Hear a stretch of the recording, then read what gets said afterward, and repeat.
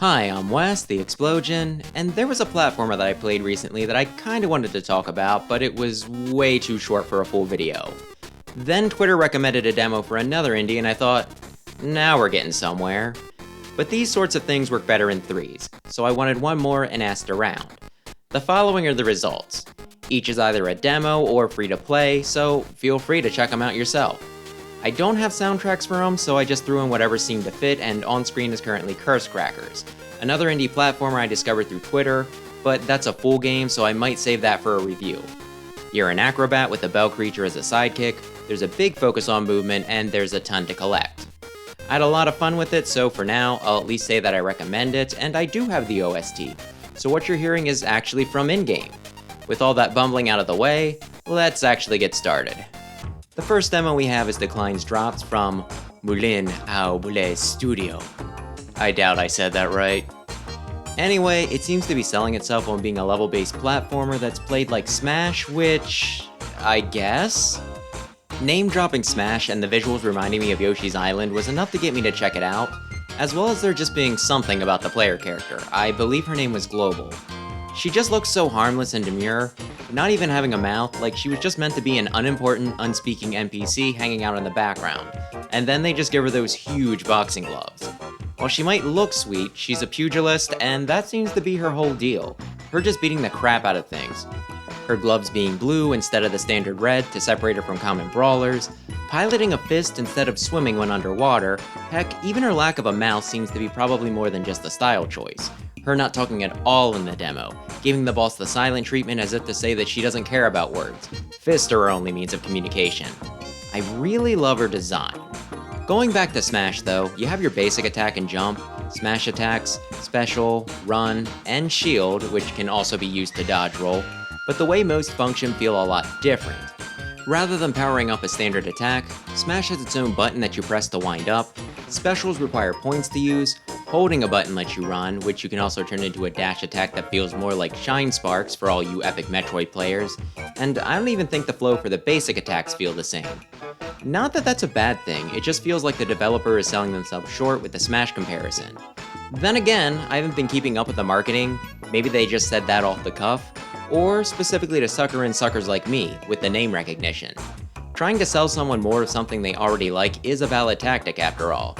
As for what's on offer with the demo, there's 2 levels and a boss. They're marked levels 1 and 3, and each one plays pretty differently. The first is just kind of happy, sunshine, basic layout, beat some guys up, collect some things, hit the goal. The second is darker and kind of unsettling, in that special cartoon way, with its visuals and music, and it hits you with warps, grind rails, objects you need to bounce off of, switches, underwater sections, and saw blades. One works well to get you settled in, and the second throws a lot more your way, giving you a better idea of what the broader game has to offer. I'm definitely wondering how far things will go. In addition to the contrast in tone and variety, it also covers some pretty important bases. You don't want to overwhelm players too much, but there's also the chance that some might get bored with the first level, so throwing in one that's a bit more involved also helps you avoid underselling things. I think they struck a good balance here. Oh, and the boss was fun too. Beat the crap out of him first try, so I imagine he's the one for the first world. One other thing I'll say is that there's still a good bit I don't understand about the game. In addition to the 2 levels and boss, there is a tutorial, but that didn't tell me everything. Not really sure what the collectibles are for, there's some goodies that I have no idea how to grab, and I also don't know what the combo meter is for, though I could see myself having passed the explanation for that last one. Heck, I don't even know what the point of the game is, though the description says something about avenging your garden. All of that's perfectly okay though. I played other demos where they've over-explained and even exposited way too much when all I wanted to do was play the damn game. Sell me on the full version and I'll care then. I assume that when I play the full release, some of the stuff will either be explained or be super obvious. The information I was given was just enough to get me into the gameplay and sell me on the final product, which is what a demo should aim to do. When will that be anyway? Wait, October 10th? Isn't that Thursday? Huh, I'm being topical for once. Anyway, just in case it isn't obvious, I think the demo is worth checking out. Then there's Sheepy, a short adventure from... I can't say that name on YouTube. Mr. S Sheep. There, that'll have to do. Anyway, you play as a little sheep plush, moved about by what I think is an extra-dimensional light spirit. And as is typical in indie games, while you're super adorable, the world you're in is scary and dour. You wander around what seems to be a wrecked facility, along with a few other locations, where you're constantly finding blood and corpses. Is that a spoiler or a trigger warning? Also in typical indie fashion, while you're silent, there's a bunch of notes and a few recordings around for you to find and help you piece together what exactly went wrong for things to get so messed up. Or ignore if you're just here for gameplay. Speaking of, you're mostly just jumping around. While you can die, it's mostly from pits and spikes, there's only a few boss fights. So the big question becomes, how does it control and how are the level layouts? And I'd say pretty good for both. I should probably preface this by saying that the game is short and mostly linear, so when I tell you that you get a few added options through your movement, don't start thinking this is a Metroidvania or that it has the space to do anything too crazy with the layouts. Still, I think it's pretty neat how you get one jump when you leave a platform, whether that means leaping off or saving it so that you can jump in the air. Kinda like how you can save your jump by rolling off a ledge in Donkey Kong Country. One of your upgrades is also a double jump, and how many hops you have left is indicated by some balls of light that float above your head. It's a nice little way to communicate things to the player, which I can appreciate. It takes about an hour to beat, but there are a few secrets and 30 achievements to find, of which I have 21 after 2 playthroughs, so you can get a little more out of it if you want. I'm definitely considering going for full marks. And since it is on this list, it's free, though I have to wonder why. While the game isn't long, it's well put together enough that I think they could have sold it for a small sum. Maybe that's why they're offering the OST as DLC as a way to support the game, though $11 feels a little high for the music. But again, if you look at it as a way to show appreciation, it's not that crazy, it's just a shame that there's not a more flexible way to do it. I'll probably pay it if I do a third run. There's also a chance that they're hoping to put out the game for free, then make money on merch. I certainly have a few Doki Doki Literature Club Nendoroids and wouldn't mind a Sheepy plush or desk lamp if you're offering. My big hope though is that this will just turn into a full game at some point. What's already there is good, and I'd like to see what Mr. Sheep can do with a bigger canvas.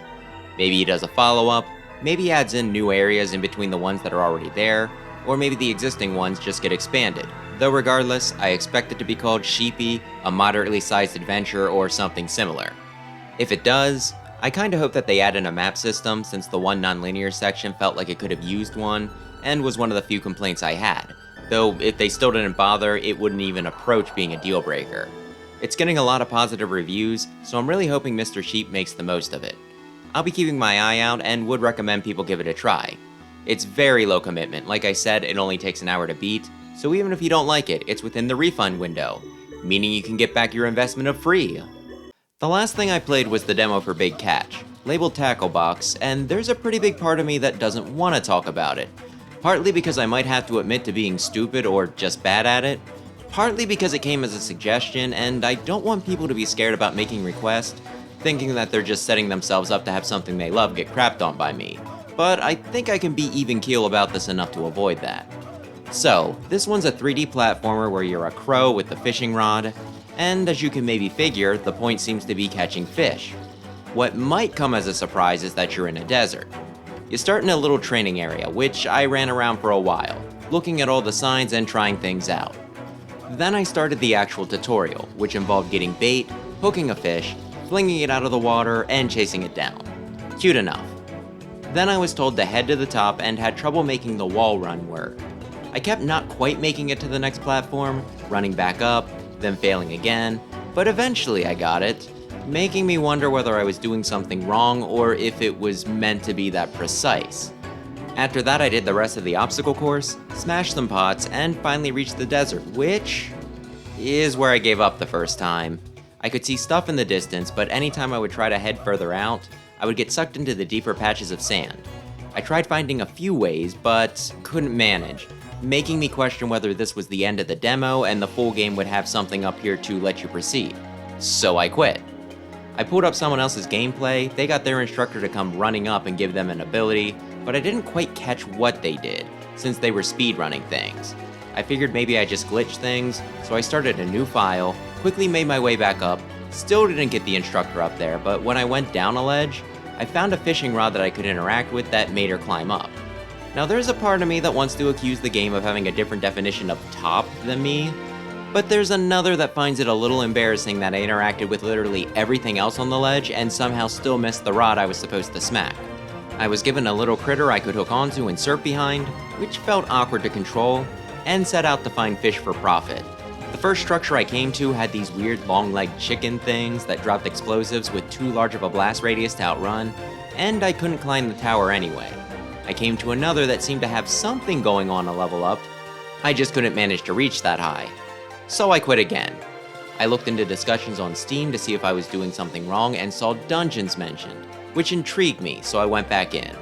This time I headed in a different direction, came to a new structure with a bunch of rope grids that functioned as trampolines, and after a bit of trial and error, made my way to the top where a fish was running around. I tried to chase it down, and I fell off.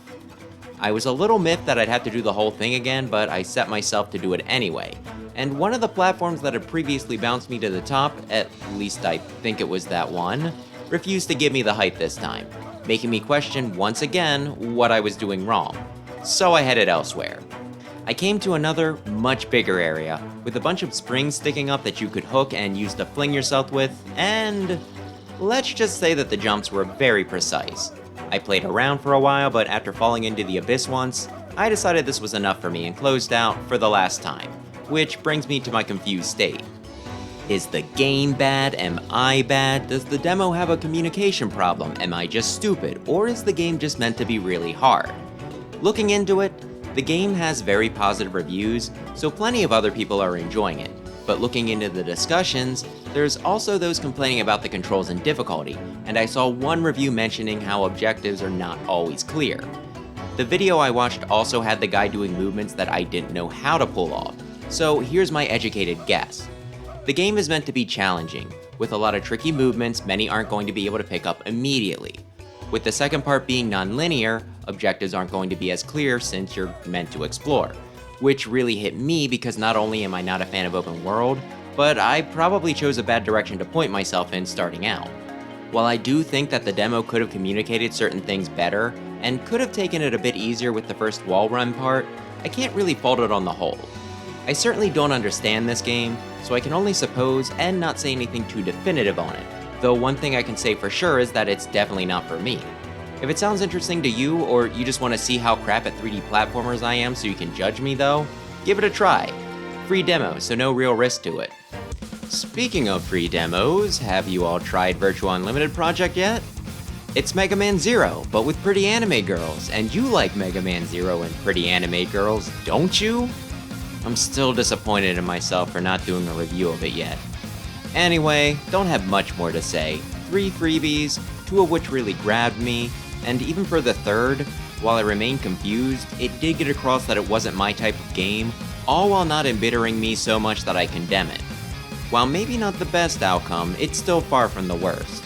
Before we wrap up, let me ask you, any of these look interesting? Have you tried any of them, and if so, what did you think? And are there any other game demos I should check out? Preferably platformers. If this video does well enough, I'd be happy to do another. Thanks as always for watching, and maybe consider subscribing if you're into platformers, especially Mega Man. For everlasting peace and what have you.